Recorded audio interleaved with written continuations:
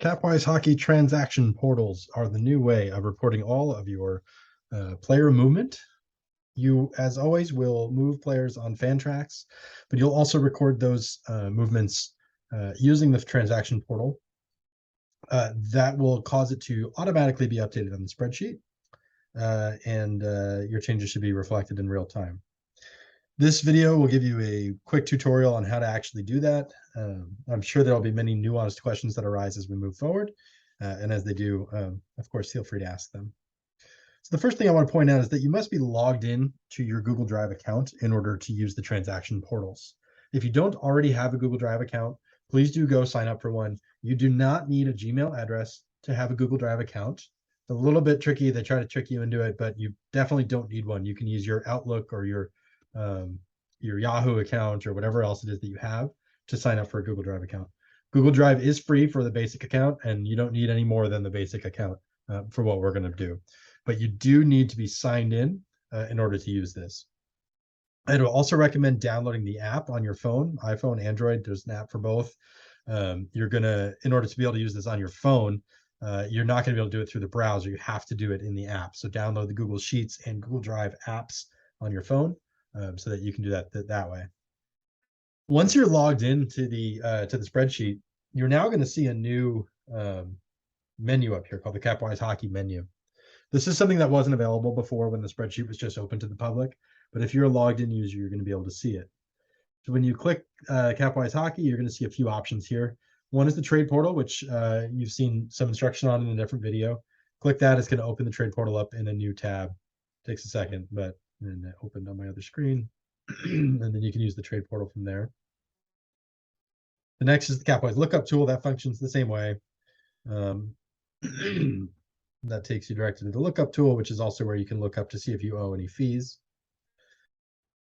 Below that, we have the rule book, which is actually going to open up right in line here in a PDF viewer. And then you can scrub through the rule book right there.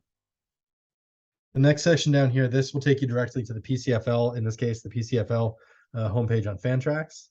Again, it's going to open up a new tab in this case. That'll go straight there, assuming you're logged in. Clicking here will take you directly to our forum. Again, open a new tab. And then the PCFL homepage takes you to our league website, to the homepage where you can see the list of teams and history and all the other good stuff there. This third section down here, we have the other leagues. This takes you directly to the spreadsheets of each other league. So if you wanted to jump right to the ECFL spreadsheet, it'll open that up in a new tab for you. And then at the bottom, we have transaction portals. There's two portals that are identical, portal 1, portal 2. We're going to go through those in a minute, but this allows you just to quickly jump from one to the other. And that's just going to switch you to the other tabs. Now we're looking at transaction portal 2. We can go back to 1. Of course, it's just as quick to come down here and click it yourself. So that's the Capwise Hockey menu. The two transaction portals, as I mentioned, are identical. The reason there's two, this is a shared sheet. So if I start working in here, everyone else is going to be able to see exactly what I'm doing, and everyone else is going to be prevented from actually using this at that time. It's going to take me, somewhere between 1 and 3 minutes probably to do all the work I want to do in here. And there are busy times today when, there's 14 different GMs. There could be a couple people looking to do work at the same time. So if you come in here and you find that somebody's already using the portal, you're just going to jump over to transaction portal 2 or whichever one is available and use the open one. If neither is open, you're just going to have to wait your turn. Hopefully it won't be more than a couple minutes wait, and you should be able to process your transaction then. It is first come, first serve, and please try not to mess with each other as you're using it. Now, when somebody is using it, it's very obvious. And let me show you. So let's launch right into how to actually use this form. So right off the bat, the first thing you're going to do, you're going to open your spreadsheet, your PCFL spreadsheet, whatever league you're in. You're going to go to TP1 or TP2, and you're going to select your team from the top. I'm going to take the South Bay Squirrels. That's my team. It's going to take a second to load up, but once it does, this top section here is going to turn red. It's going to say that this portal is in use. So as you're logging on, if you come here, it's going to be pretty obvious right away that the portal is in use, so don't touch it. And then you'll jump over to TP2. The other thing you want to check once you choose your team, look down here and make sure it's showing your logo. That's just kind of a double check to make sure you've chosen the right team and that you're about to do some work on the right team, because it is possible to accidentally modify somebody else's team. Below that, you're going to see your current roster details here. So this is showing that you've got this is how many openings you have, right? So you have 0 varsity forwards spaces open, 0 varsity defenseman spaces, goalie, same deal, because I've got a full roster. So for varsity total, I've got 0 spaces open out of 21. For IR, I still have 6 available IR spots. I've only got one guy on IR right now. And then free drops, I haven't used any yet. I've got all 3 left still available. On JV, it's showing here I've got no spots available. I have a full JV, but I do have an overager option still available. Now my JV is full, so I can't use that overager, but I don't have an overager currently. So I still have one overager left. And then in terms of promotions, remember you're limited to 15 per year. So this tells you how far along you are on that. So that's saying you're currently at 15 promotions. Then it gives you your current cap space right there in front of you, 2.282 million in my case. So depending on the type of transaction you're coming here to do, you're going to come down here and choose the transaction type. Now, this is where it gets a little bit tricky and you need to really pay attention to what you're doing. There are a lot of different choices here. There's 15 primary transaction types here. And a lot of them seem kind of similar, like add to varsity, for example. Now, when you read add to varsity, obviously, if you're adding a full-time player to your varsity roster, great.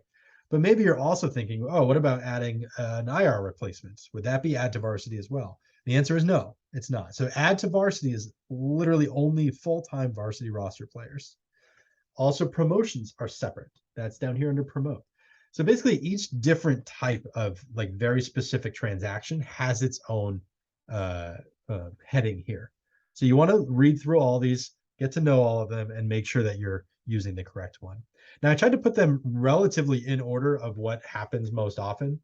So at the top here, you've got your varsity, your 4 varsity transactions: add to, drop from, buyout from, and free drop from.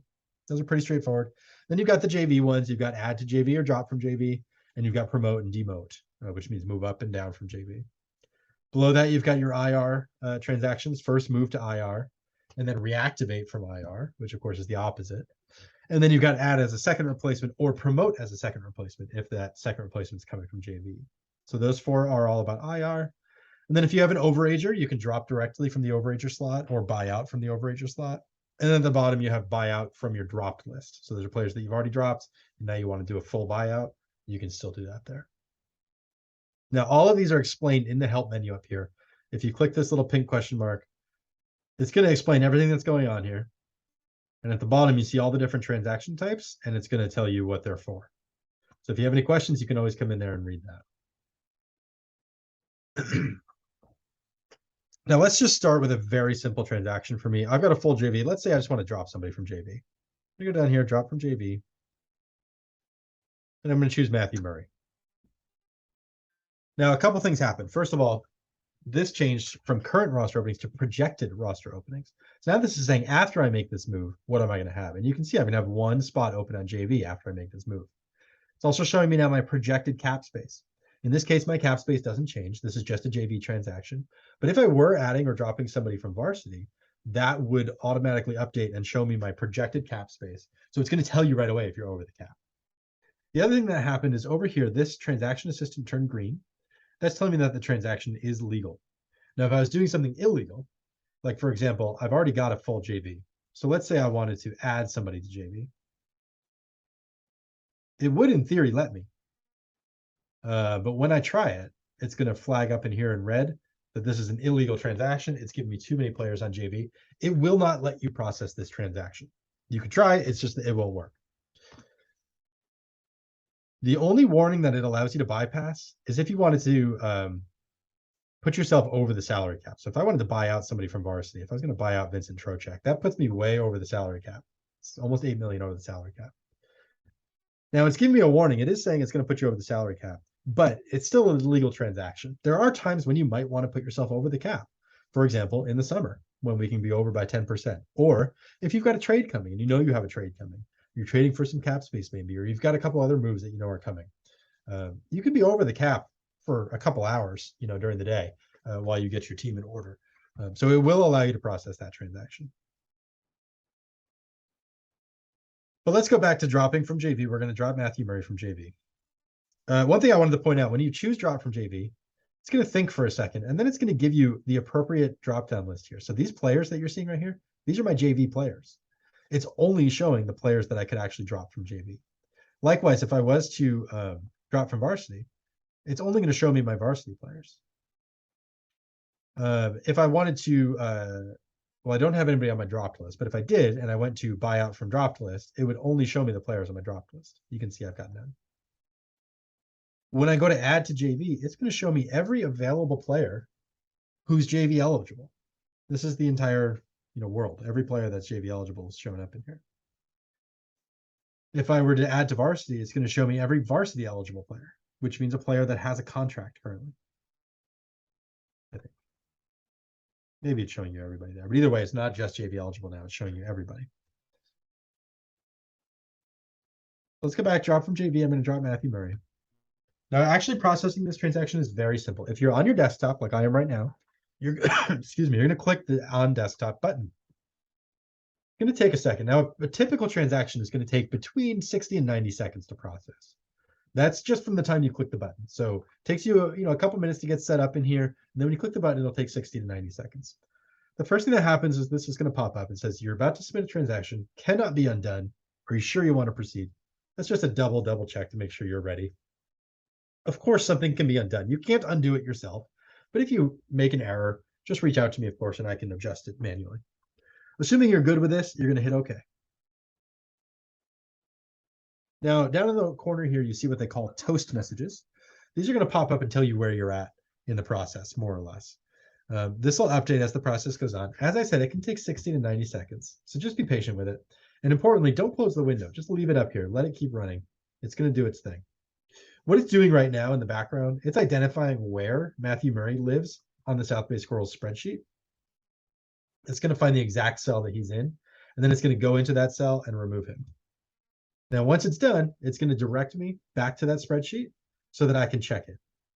Now, notice it's still running. The script is still running up here, it tells you, and it's finishing up in the background. What it's doing right now is it's actually just clearing the form. That takes a little bit of time, but while it's doing that, you can continue to work, and you can review your spreadsheet and make sure that it looks right. I can see right here, Matthew Murray is gone off my JV roster. I have a nice blank hole there. There's nothing else that has been changed here. There's no fees or anything associated with dropping a JV player. So I'm pretty happy. It looks like that worked out exactly the way it was supposed to.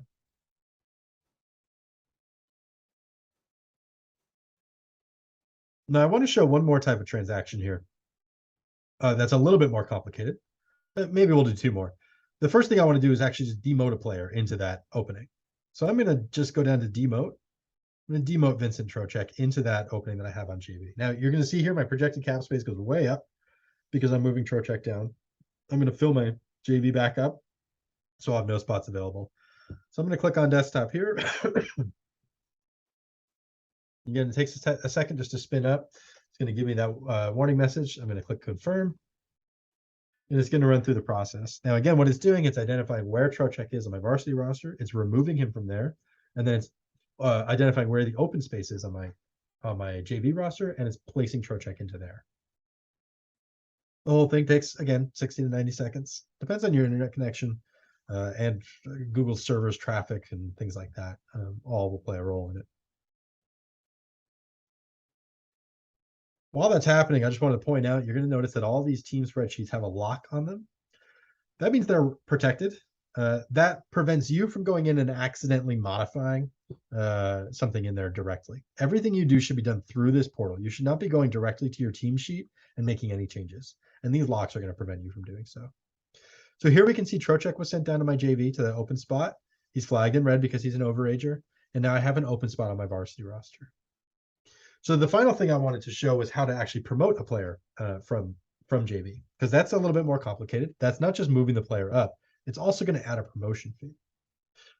But let's do that on the phone so you can see how this works on mobile as well.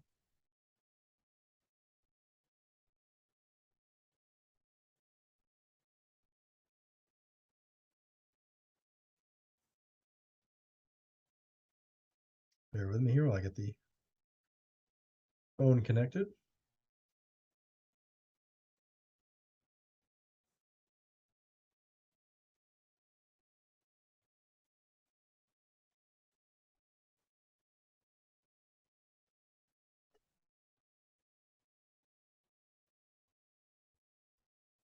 Okay, so I got my phone connected now here.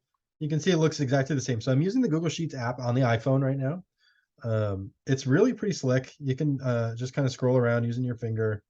Um, Down at the bottom, you can move the tabs around. Again, I'm just sliding my finger along. But once you get to the transaction portal here, you're going to click the drop down. You're going to choose the team. So I'm going to choose South Bay Squirrels. We're going to head down here. Now, I will warn you, there's a little glitch here with the app. When you click a drop down, sometimes it just disappears on you. So you just click it again. In this case, I'm going to be promoting Trocheck.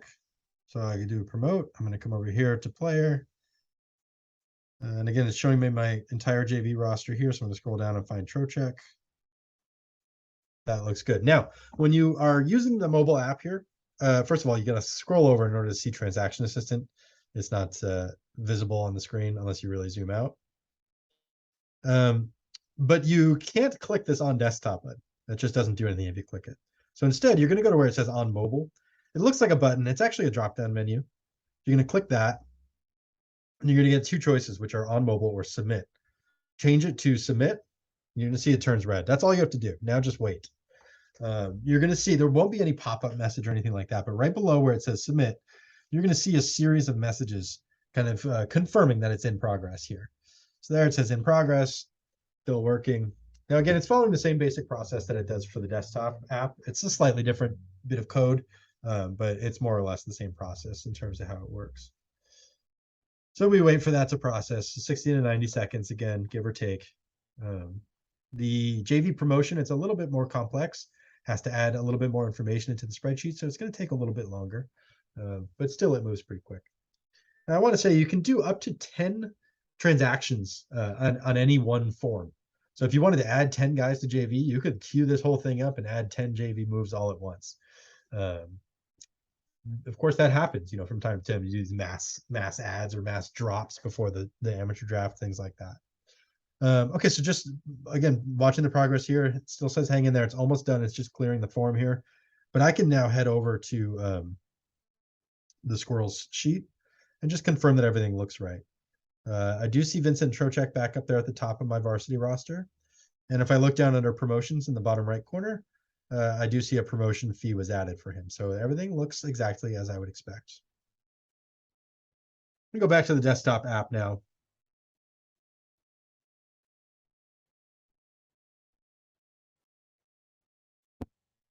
There's just a couple more nuances to talk about here, specifically when it comes to IR transactions.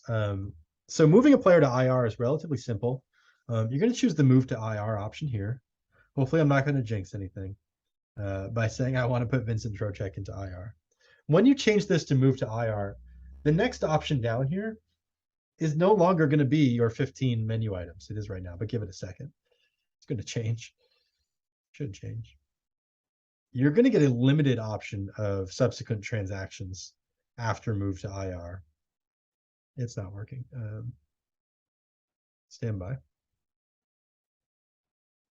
Okay, so after you've chosen move to IR here, when you look down here at the next options, you're not going to see all 15. You're just going to see this limited sub selection here. You have two choices. You can either replace from JV or you can replace from FA, free agency. If you click replace from JV, it's going to show your JV roster, and that's going to choose who it is. If you replace from FA, again, it's going to show you every available free agent, and you'll choose accordingly. Now, one thing that's extremely important, you cannot move a guy to IR without replacing him at the same time. If you try to come back and replace him later, it's not going to understand who that's for.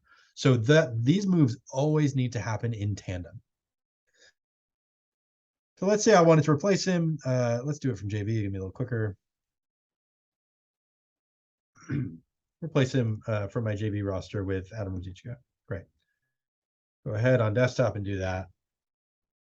Again, I'm back on the desktop app, so I am going to get a pop-up window. I'm going to say confirm. I'm going to wait for that to process. Now, this is making all the relevant moves on my spreadsheet. So it's going to add Trocheck down here to an open IR spot.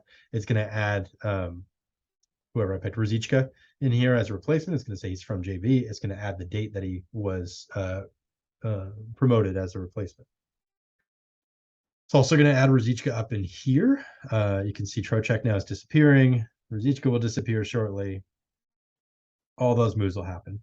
Now, again, this is a relatively complicated move. So it's going to take some time, maybe a little bit longer than the more simple JV moves that we were doing before. Now, one thing you've noticed that I've done here is I've kind of clicked around. While this is running in the background, you don't need to stare at this screen. You can click around, look at other teams, do other things while that's happening. As long as you don't leave the window, it'll work successfully. So you can see here, it's pretty much done now. I've got Ruzicka on my roster. I've got him added here for Trocheck. He's gone off my JV roster. He was there. And of course, Trocheck is off my varsity roster. That's done. It's just finishing up those form reset things in the background. Now, once it's done, I'm going to show you the second replacement option. While we're talking about IR replacements, let's look real quick at the spreadsheet. One thing I really want to flag, because it is new this year, if a player's name is in gold, that means he's eligible for a second replacement. If it's in black, that means you've already used your second replacement for the month for that player, and you can't replace him again. So assuming he's in gold, I'm going to come over here, select my team again, and I'm going to do add as a second replacement. In this case, let's do promote as second replacement. Now, just like with the IR transaction, this is now, because I've chosen the second replacement type here, it's going to limit my choices. I've only got two options. I can either release the first replacement or I can demote this first replacement, depending on where that first replacement came from. In this case, I'm going to be demoting him because it was Adam Ruzicka. In terms of promoting a second replacement, let's pick somebody else. We'll pick Jake Neighbors, let's say. I'm going to click on desktop again, wait for that pop-up window, go through the process once more.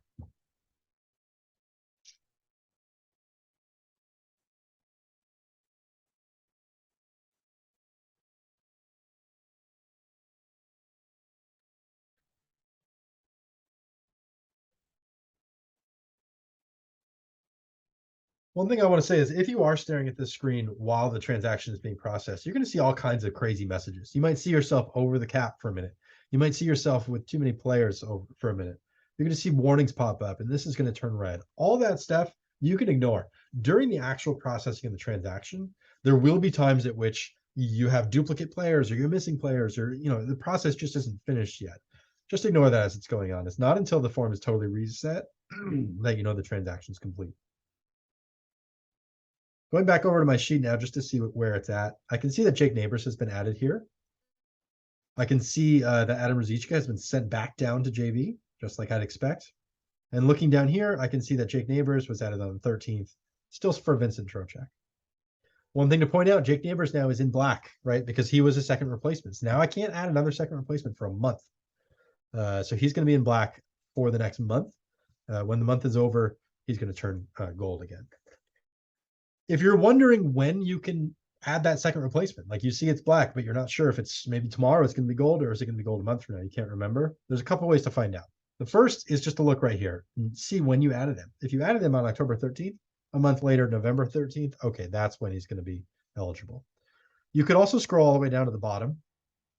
There's kind of a messy section down here, but you can see Jake Neighbors here, and you can see right here, 11/13, that's when he's going to be eligible. The final way is to go over here to the transaction portal and actually try to add a second replacement. So let's promote as a second replacement. Let's promote Ruzicka back up, let's say. And we're going to demote the first replacement. That's Jake Neighbors. It's not going to let you. It's flagged in red here. Warning, you cannot add another second replacement for Vincent Trocheck until November 13th. So it won't even let you do it. But that's a way to find out what the date is that you'll be allowed to. So IR moves, including the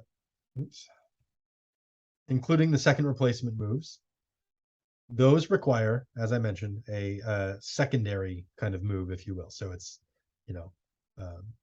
move to IR, and then it's also replace from wherever, or it's add a second replacement, and it's what do you do with the first replacement?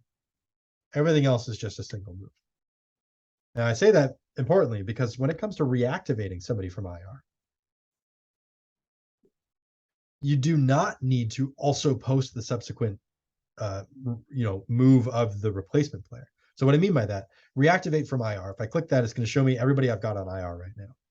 Landeskog, who's actually on IR. Trocheck, we're just messing with. So I'm going to put Trocheck here. I'm going to reactivate Trocheck.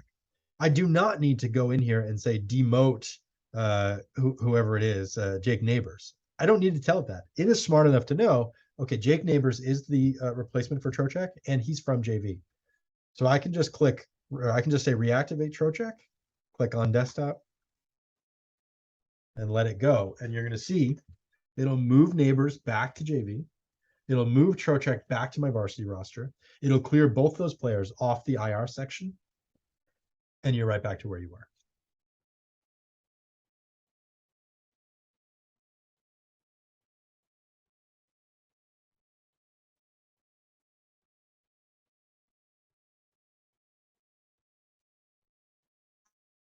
I'm going to click over to my team sheet here just to watch this happen as it goes. The way that the process actually works is first it removes everybody that you need to remove from any location, and then it adds them back in to wherever it is you're moving them to. So there's a time like right now where Jake Neighbors just isn't on my roster at all because all of the removal happens first and then the additions happen after. You can see Trocheck just popped back in. We're going to see Neighbors pop back in. There he is. If I go down here, you can see they're all gone from JV. One thing I wanted to point out with second replacements is you can see right here, second replacements used. This is where it's actually tabulating your second replacement fees. Because remember, every time you use a second replacement, $250,000. So that's actually tabulating it there. If you ever wonder, if you see this number is like 5 and you're like, oh, who were the 5? I don't remember doing that 5 times. Again, you can scroll all the way down to the bottom and see who they all were. All it's doing is actually counting up the number of players you've got here. In this case, since we were just testing, I'm going to just delete it.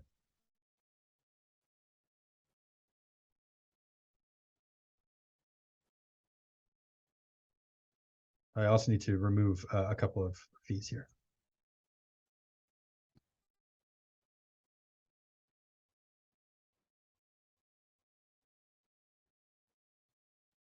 Just a couple other things I want to mention, just a couple gotchas and errors and warnings and stuff that you might get. First of all, this is early, right? We're just launching this now. There are a lot of very nuanced transaction types that maybe aren't accounted for here.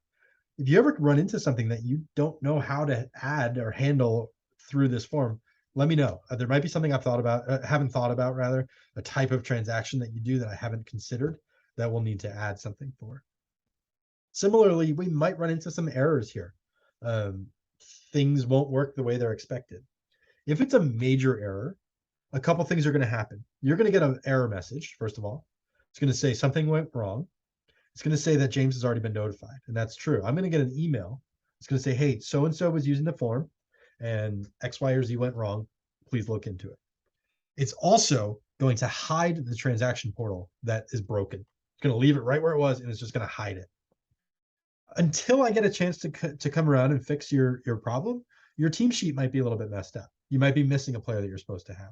No big deal. Everything's been recorded, and we're going to be able to fix that afterwards. So just bear with us as we go through all the growing pains here, and hopefully we'll get this nice and stable before we roll it out to all of Capwise. There is a reason we're beginning this with PCFL and with the free league, is just because the stakes are a little bit lower when there isn't prize money involved, and I am expecting some issues. I also want to point out over here, there's a lot of text. This is how it all works. Do not touch any of this stuff. This will break it if you touch anything over there. I've moved it that far over so that hopefully, depending on the size of your screen, you're not seeing it. If you have a very big screen, you might see a couple rows of stuff here. So just ignore it. You're only needing to manipulate this, which is your team, and then this section here. Nothing else should be touched by you. Similarly, down below here, you're going to see a couple issues. I just noticed another one as we're doing this, so I'm going to add it here.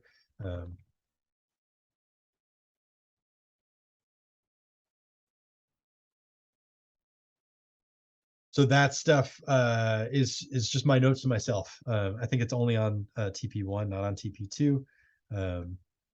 This is actually done already, so I can cross that off the list. So just ignore that. Again, please don't modify it.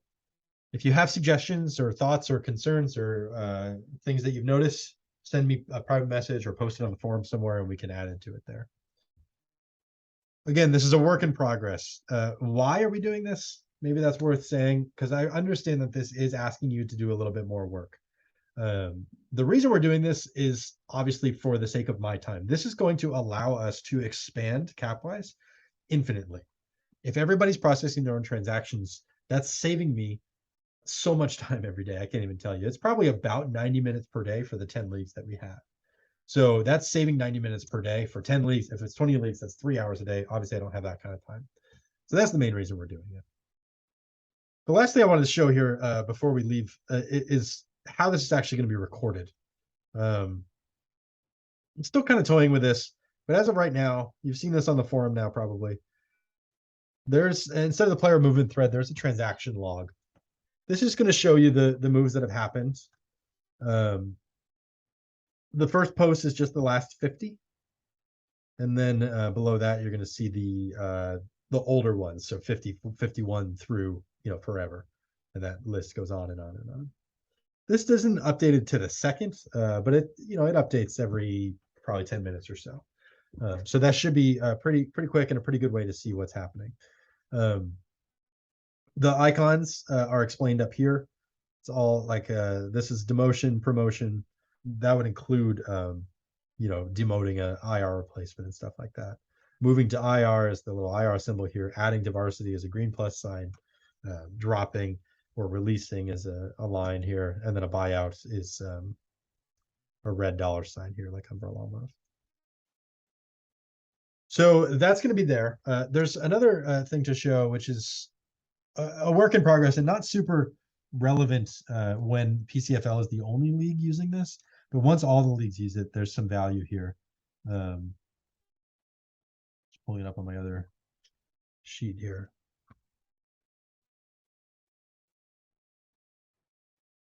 This, I'll hide some of the tabs here, but basically this is going to show you all the leagues kind of combined into one.